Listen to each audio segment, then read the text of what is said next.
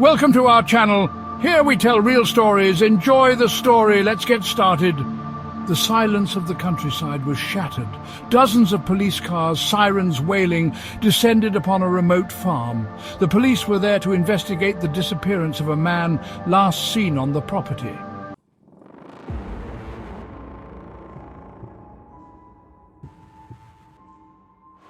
The air itself seemed to crackle with unspoken secrets. The police, armed with a search warrant, fanned out across the property, their every sense alert. The missing man, Robert Ainey, had vanished without a trace.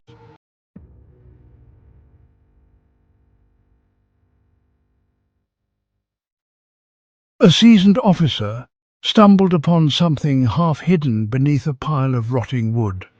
It was a human leg, severed at the knee, its flesh mottled and decaying. The officer's stomach churned. Word of the discovery spread like wildfire through the ranks of the police officers. The missing person case had just taken a sinister turn. The search for Robert Ainey was over, but the real investigation was just beginning.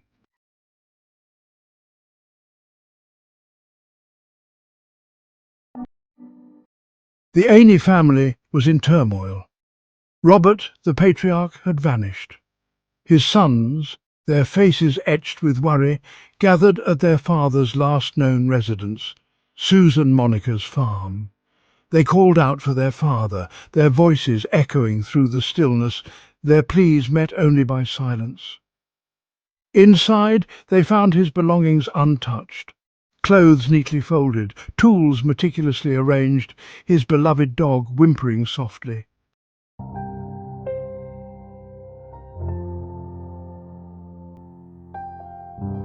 Robert Ainey, a man hardened by life's trials, had always sought solace in the tranquility of nature. He traded his brick-and-mortar existence for a life on the move, his caravan his sanctuary. Susan Monica, a woman seeking help on her expansive farm, promised a simple life in exchange for manual labor. Robert, always ready for a challenge, saw an opportunity to reconnect with the land and earn an honest living. With growing concern gnawing at their hearts, Robert's sons reached out to the local authorities. The police, their curiosity piqued, decided to pay a visit to Susan Monica. Little did they know that their inquiries would unravel a web of deception far more sinister than they could have ever imagined.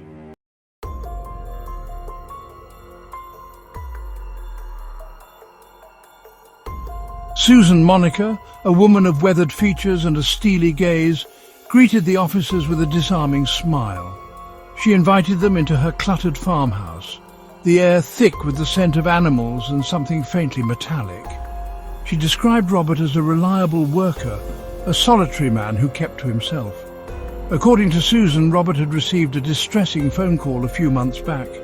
He became withdrawn, his usual gruff demeanour replaced by a haunted look in his eyes. Then one day, Robert was gone.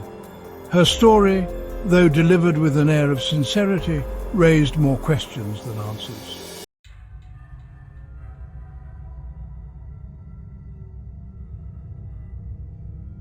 The police, their instincts screaming that something wasn't right, delved into Susan Monica's past. They discovered that Susan, now in her 60s, had served in the Marines, her time in the armed forces shrouded in secrecy. Over the years she had employed a handful of farmhands, men seeking solace in hard work and the quietude of rural life. As the police pieced together the fragments of Susan's past, a chilling thought began to take root in their minds.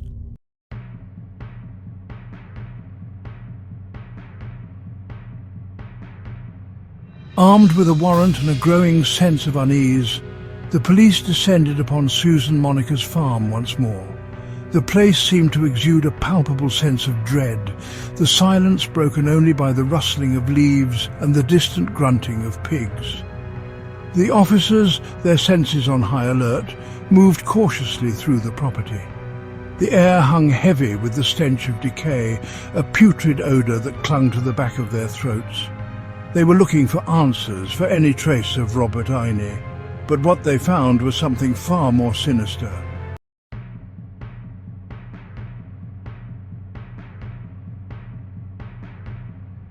Detective Miller, a man known for his sharp intellect and unwavering determination, had been poring over Robert Ainey's missing person file for days.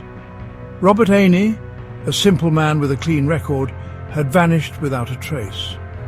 Susan Monica's account, though delivered with an air of sincerity, raised more questions than answers.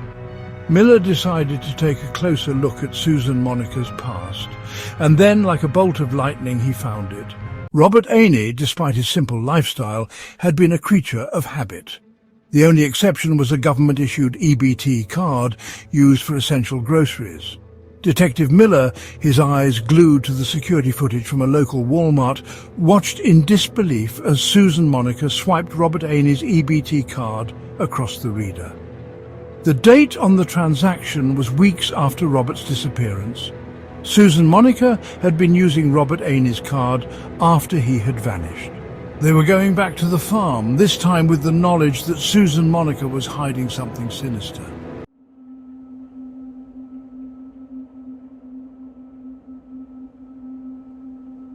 The police, armed with a warrant and a newfound sense of urgency, descended upon Susan Monica's farm like a pack of wolves. They found her in the barn, her hands stained with what appeared to be blood, her eyes wide with a mixture of fear and defiance. Susan, her calm demeanour shattered, cracked under the pressure. She confessed, her voice a chilling monotone, to the gruesome truth behind Robert Ainey's disappearance. She claimed that Robert had attacked her, that she had acted in self-defence. But her words rang hollow, her eyes betraying a chilling lack of remorse.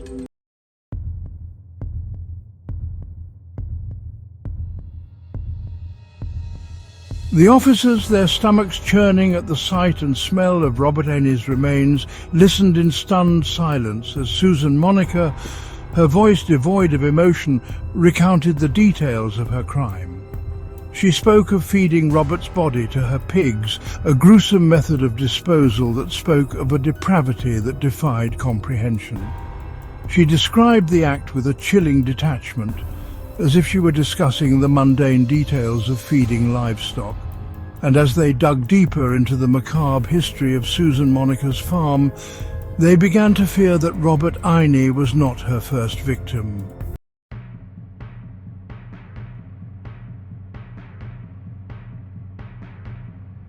The interrogation room was heavy with the weight of Susan Monica's confession. The air, thick with the stench of her crimes, seemed to crackle with unspoken horrors. Susan, her initial defiance replaced by a chilling calmness, seemed almost eager to share her secrets. She spoke of her victims with a chilling detachment, her words punctuated by a macabre sense of pride. And then, with a chilling smile, she offered to draw them a map, a guide to the horrors that lay buried beneath the soil of her farm. It was a map to hell, a guide to the darkest recesses of a twisted mind.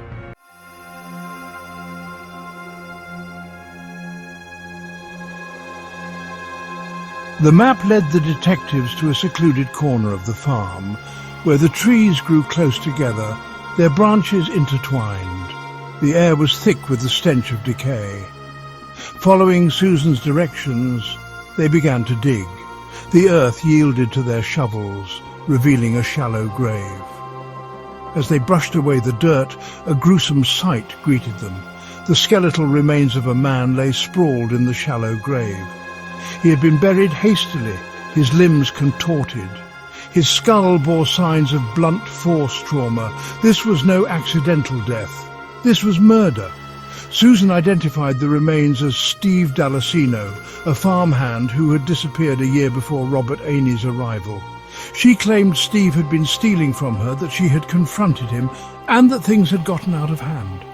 Her story sent shivers down the detectives' spines. They had uncovered another victim, another life extinguished by Susan Monica's brutality. And as they continued to dig, they couldn't shake the feeling that there were more bodies buried beneath the surface, more secrets waiting to be unearthed.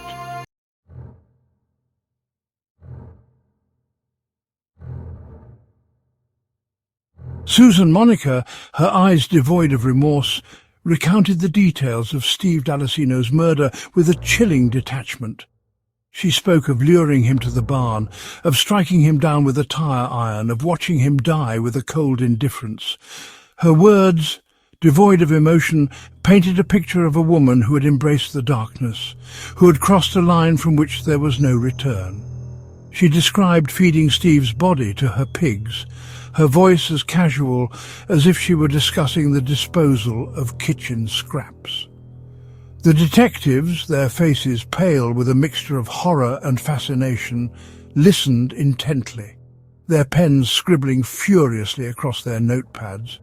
They had stumbled upon a monster, a woman who had turned her farm into a graveyard, her pigs into unwitting accomplices in her crimes. As Susan's confession continued, she revealed a chilling pattern. Each of her victims had been lured to the farm with the promise of work and a place to stay. Each had been killed in cold blood, their bodies disposed of in the most gruesome of ways. And with each murder, Susan Monica's grip on reality seemed to loosen, her descent into madness becoming more pronounced.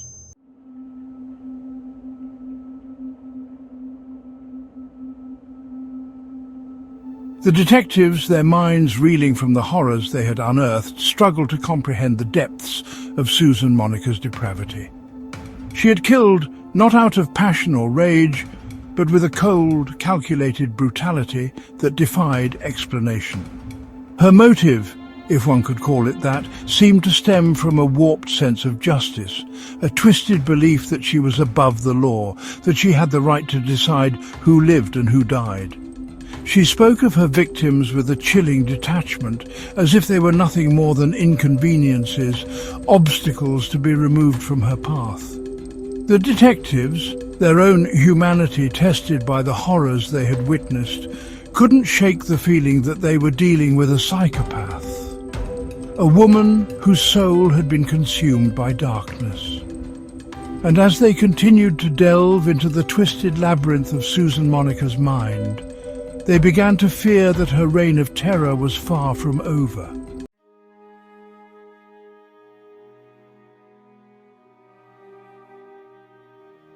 The search of Susan Monica's farm continued for weeks. The detectives, determined to leave no stone unturned, no secret buried. They unearthed more bones, more fragments of lives extinguished, but they found no conclusive evidence of other victims. Susan, her initial eagerness to confess replaced by a stony silence, refused to provide any further details. She seemed content to let the detectives draw their own conclusions, her silence speaking volumes about the darkness that still lurked within her. The case, a macabre tapestry woven from horror and unanswered questions, sent shockwaves through the community and beyond. Susan Monica, the seemingly harmless farmer, was exposed as a monster, a predator who had preyed on the vulnerable, her crimes hidden in plain sight. And as the dust settled on the investigation, a chilling question lingered in the air. How many more secrets lay buried beneath the soil of Susan Monica's farm? How many more victims had met their end at the hands of the woman who had turned her property into a killing field? The answers, if they existed at all, lay buried deep within the twisted mind of a killer.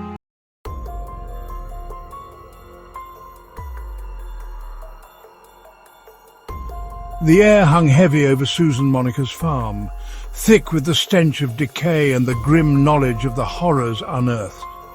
The once peaceful countryside property was now a crime scene, swarming with forensic teams. The epicenter of the investigation was the pig pen, where Susan Monica had disposed of her victims. The stench, a nauseating blend of decay and animal waste, hung heavy in the air.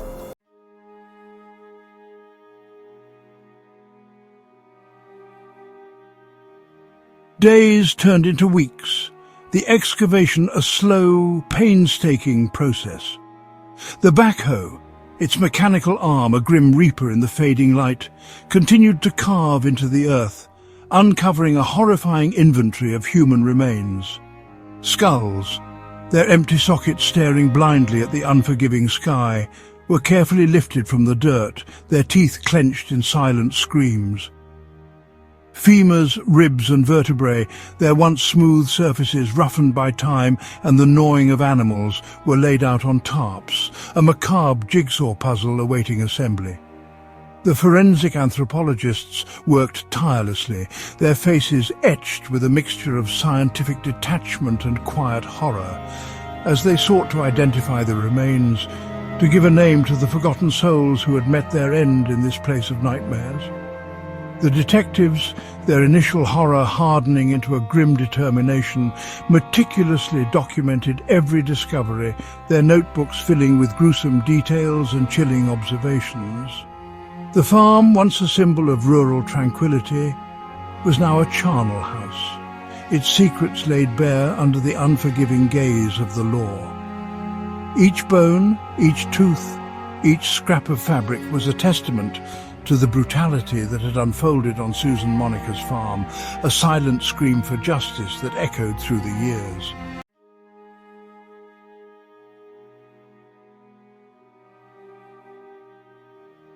As the excavation progressed, a collection of personal effects began to emerge from the earth alongside the human remains.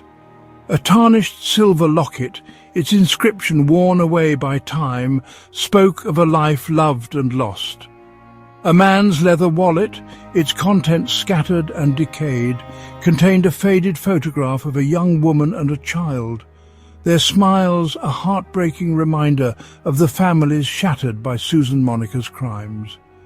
A woman's delicate wristwatch, its hands frozen in time, hinted at a life cut tragically short. A child's shoe, its once bright colours faded to a dull brown, lay discarded amongst the debris, a chilling reminder that even the most innocent were not safe from Susan Monica's depravity. These personal items, each one a poignant reminder of the lives extinguished on Susan Monica's farm, were carefully collected, catalogued and analysed, their stories adding depth and heartbreak to the growing portrait of the victims. The detectives, their hearts heavy with the weight of their discoveries, vowed to do everything in their power to identify each victim, to return their names to them, and to bring a measure of peace to their grieving families.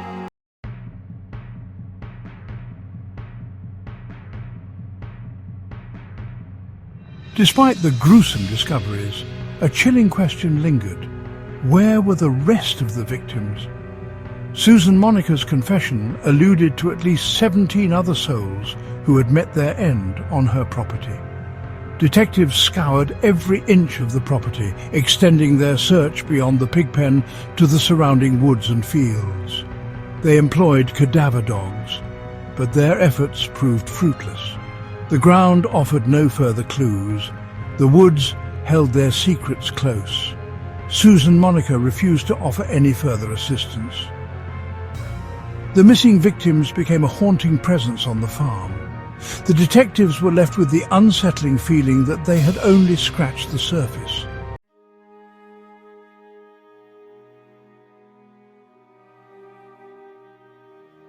The news of Susan Monica's crime spread through the quiet community of Medford like wildfire, leaving a trail of shock, disbelief and a bone-deep fear in its wake. The farm, once a symbol of rural tranquility, was now a place of nightmares, its name forever etched in the annals of local law. Neighbours, their faces pale and drawn, gathered in hushed groups, exchanging whispers and nervous glances. Children, their innocence shattered by the gruesome revelations, were kept indoors, their parents struggling to explain the unexplainable. The local church held a candlelight vigil for the victims, their names read aloud, their memories honoured amidst tears and prayers. The community, united in grief and disbelief, struggled to come to terms with the knowledge that a monster had lived among them, hidden in plain sight. The investigation, though seemingly at an impasse, continued, the detectives driven by a shared determination to uncover the truth, to bring closure to the families of those lost, and to ensure that justice, however delayed, would be served. And as the sun set on Susan Monica's farm, casting long shadows across the scarred earth, the question remained. How many more secrets lay hidden beneath the surface, waiting to be unearthed?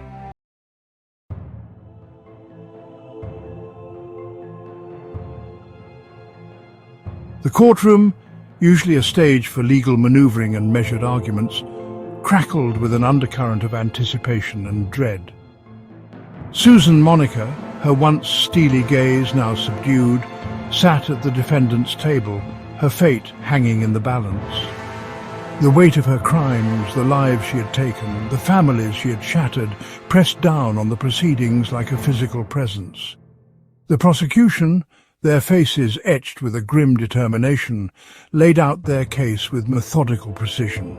They presented a mountain of evidence DNA samples extracted from the pig pen, matching those of Robert Ainey and Steve Dalasino.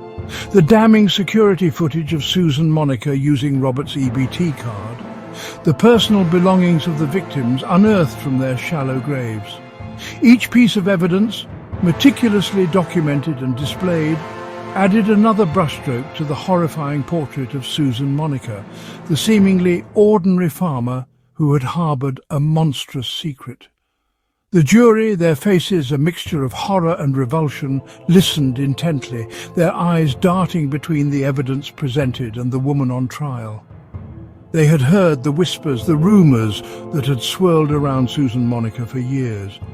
But now, confronted with the undeniable truth of her crimes, they struggled to reconcile the seemingly harmless exterior with the depravity that lay beneath.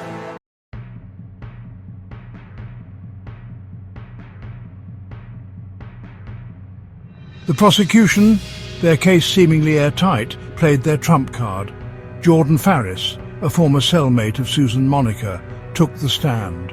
Farris, her voice trembling slightly, recounted her time spent with Susan in the county jail, her nights haunted by Susan's chilling confessions and macabre boasts. She described Susan's matter-of-fact descriptions of the murders, her chilling lack of remorse, the way she seemed to relish in the gruesome details of her crimes. Farris testified that Susan had spoken of other victims, their faces blurred and forgotten, their names lost to time, and the insatiable appetites of her pigs. Farris's testimony, delivered with a quiet dignity that belied the horror of her experience, sent shockwaves through the courtroom. The jurors, their faces ashen, exchanged uneasy glances. Susan Monica, her expression unreadable, stared straight ahead, her gaze fixed on some distant point beyond the courtroom walls. The defense attorneys, their faces pale, scrambled to discredit Farris, painting her as an unreliable witness, a woman desperate to cut a deal with the prosecution. But their arguments rang hollow, their words drowned out by the chilling echoes of Susan Monica's own confessions, whispered in the darkness of a jail cell.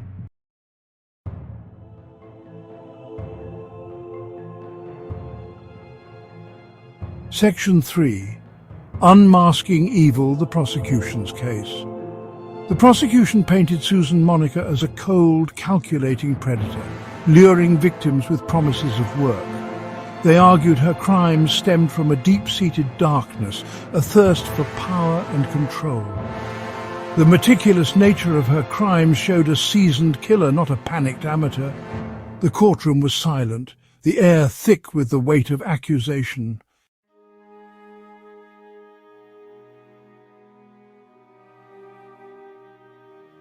Section 4. A Mind Beyond Comprehension, the Defence's Dilemma.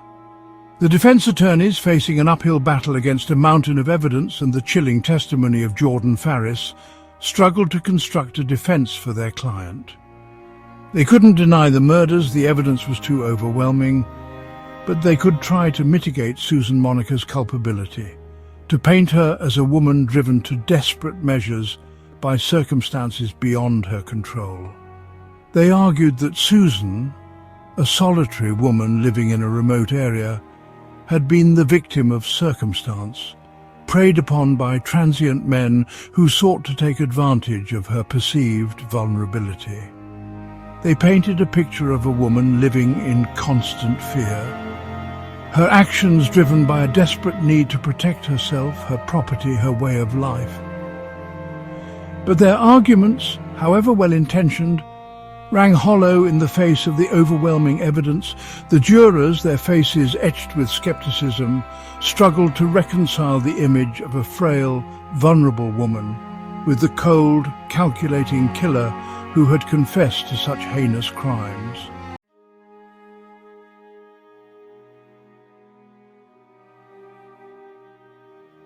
Section 5. Life behind bars. A sentence rendered, questions remain. The jury returned with a unanimous verdict, guilty on all counts. Susan Monica stood as the judge read out the sentence, life without parole. The courtroom exhaled, the tension broken.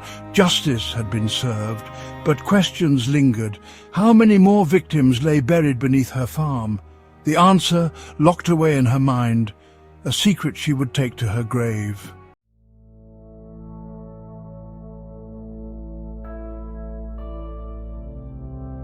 Section 1. The Monster of Medford. Susan Monica, a seemingly harmless eccentric, was revealed to be a monster in disguise. Her Medford farm hid a heart of darkness, where innocent lives were extinguished. The jury's swift verdict brought closure, but not peace. The families of Robert Ione and Steve Dalasino could take solace in her imprisonment, but questions lingered, like whispers in the wind.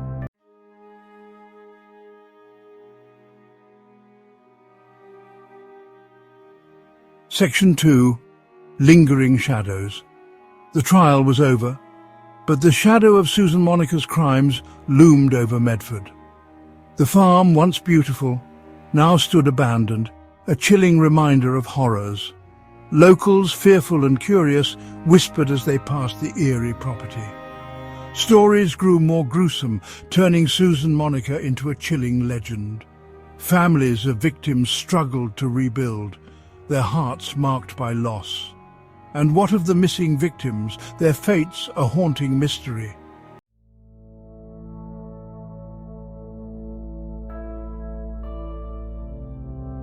Section 3.